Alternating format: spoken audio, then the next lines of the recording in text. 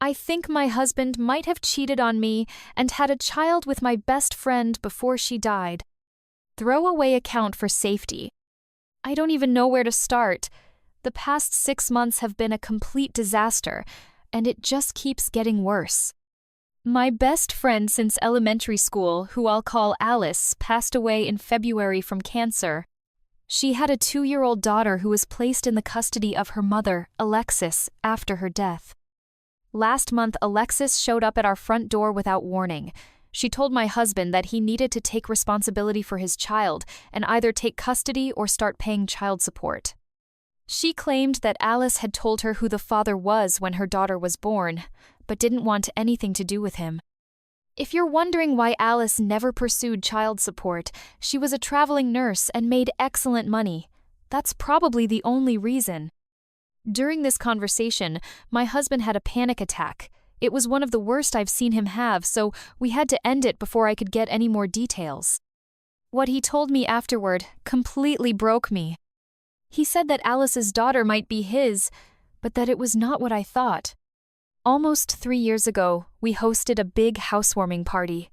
We had just moved into our dream home, and I had finally finished residency.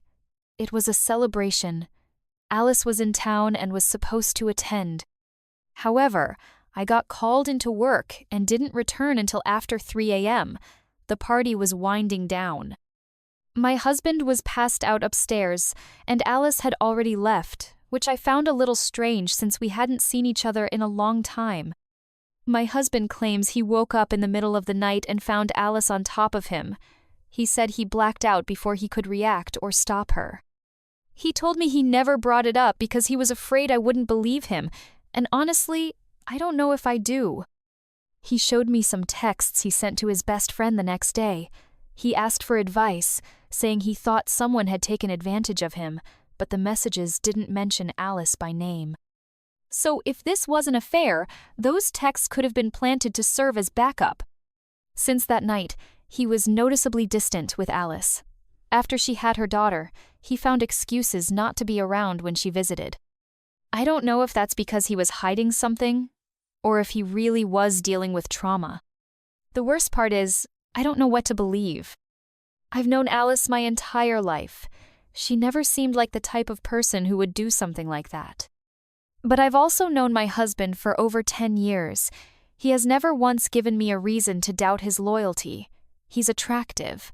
I've seen the way people look at him, and he's never flirted back. Not even once. Right now, I told him he needs to take a paternity test.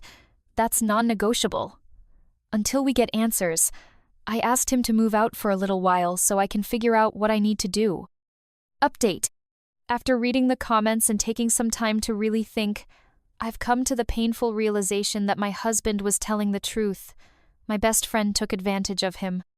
A lot of you pointed out that if Alice and my husband had simply had an affair, Alice would have told me. She had every opportunity during the final weeks of her life. I was by her side. We talked for hours. If she had been in love with him or had cheated with him, she would have said something. But she didn't. Which leads me to believe that what happened was something much darker. Something she knew could never be forgiven.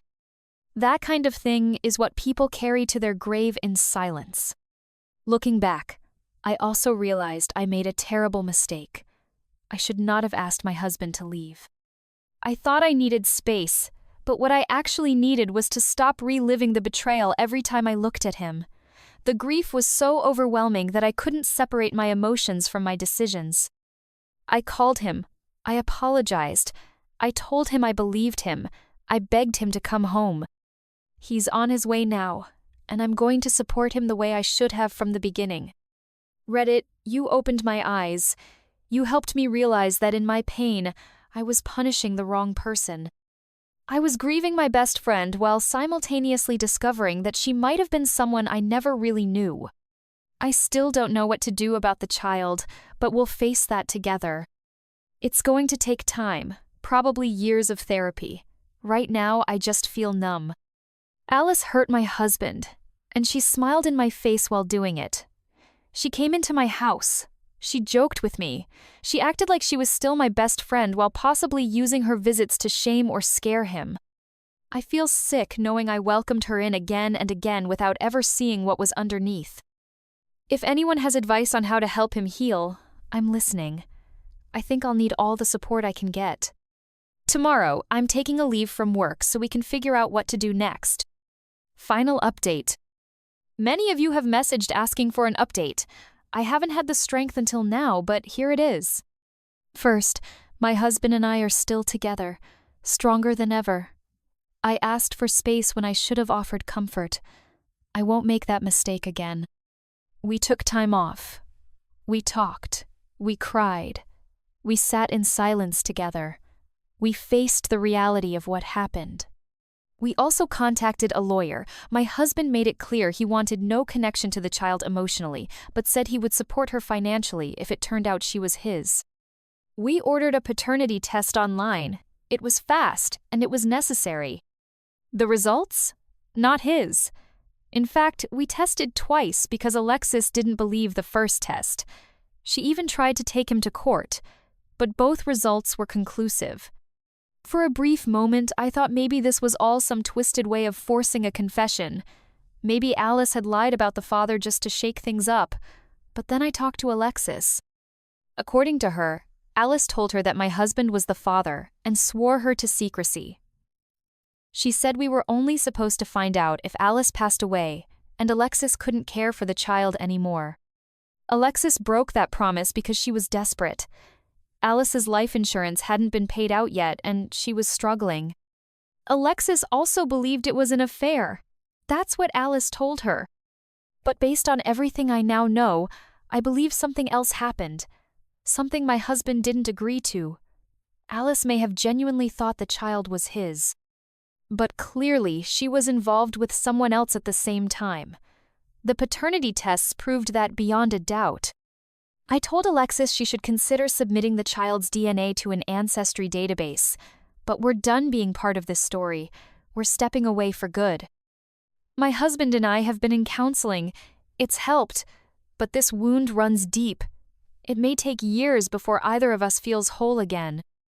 There's no secret diary, no shocking text messages, just a giant hole where my trust used to be. And no, we're not divorcing. My husband understands how badly I was hurting, and he has stood by me when I was too lost to see clearly.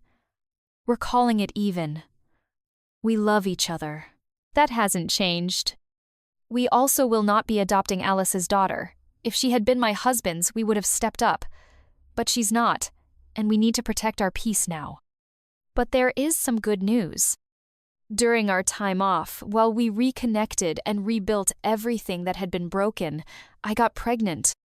We're expecting a baby girl in just a few months. And no, we are not naming her after my former best friend. Thank you for helping me when I couldn't see the truth. I don't say this lightly. Reddit may have saved my marriage. And maybe even saved me.